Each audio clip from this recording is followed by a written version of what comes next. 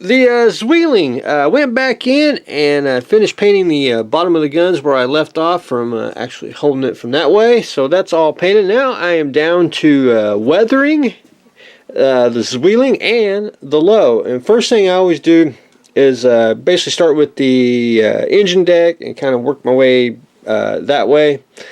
And just took some black pigment with a little bit of brown, earthy tones, and mixed it together, and you can see where I've got it a little darker on the low and a little lighter on the Zweeling here. But anyway, I'm going to take a Mr. Brush and we're going to go and tone it down and get it where it looks good and used. And then I'll take more earthy tones. That's kind of the I want to call it earth, and a little bit of the lighter one, and just go in a few places of the panels, especially like on the side skirts here, and places where dust and dirt would accumulate on the top here, where it just would settle. And getting closer to try to finish these off this week too, and of course dirty the tracks and all that good stuff. But anyway, I thought I wanted to show that before I get a little more carried away.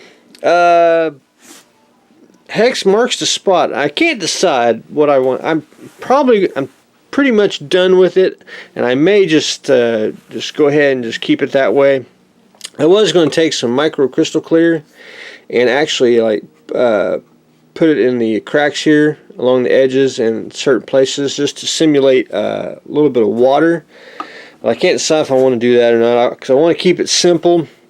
I do like the wood base, because you can see where it's a big contrast from the darker of the kit to the lighter base. So you really don't see the base, you see the kit itself, and I think it flows extremely well. I took some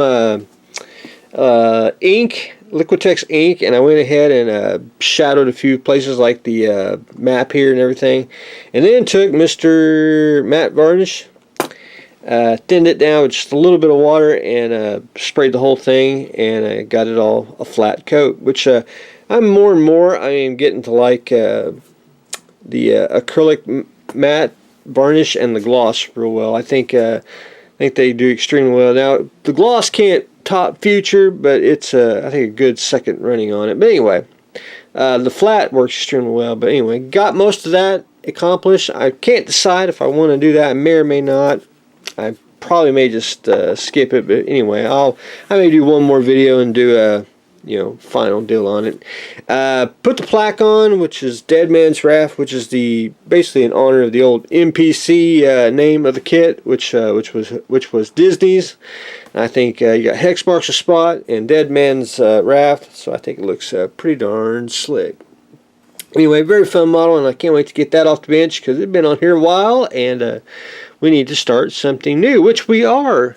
Probably in the end of the week, we're going to start the BMW, I'm going to call it the BMW Ufo, because the Flugelrad is just not that easy a name to pronounce. It's a resin kit, and I was looking at it, trying to familiarize myself with it. It's a little rough on there on some places. But anyway, we'll try to fix it. But there's one thing that I did read on here that I've never read before, and that's this. Caution. The model parts are made of brittle resin. Please take your time and be careful. Tip. Use hot knife to separate parts from sprues. I have never heard of that before in my entire life. I never knew you could use a hot knife to separate resin. So I may have to... I may try that if I don't even know if I have a hot knife. I'll have to try that. That interests me. I wonder if it actually even works, because I have never heard that, and that was a unique unique way to do it. I wonder if it. I don't see how it even sliced unless it was just absolutely molten lava knife. But anyway, parts are rough, so. I'll have to do a little bit of cleanup on it. No big deal. It's a resin kit. You really can't cuss it, because it just is what it is. Because everyone has something like that in their stash. But anyway, we're gonna get ready to start the BMW Ufo, and anyway, that's a quick update what I got going on today. Getting ready to start that. Starting the weathering on the tanks here, which just a pigment and basically just going in and dirtying and lightening up colors of the tank, because we're keeping it to a minimum, and hopefully we'll be able to finish Hex Marks' spot. So that's what I got going on today, so stay tuned for the next exciting episode.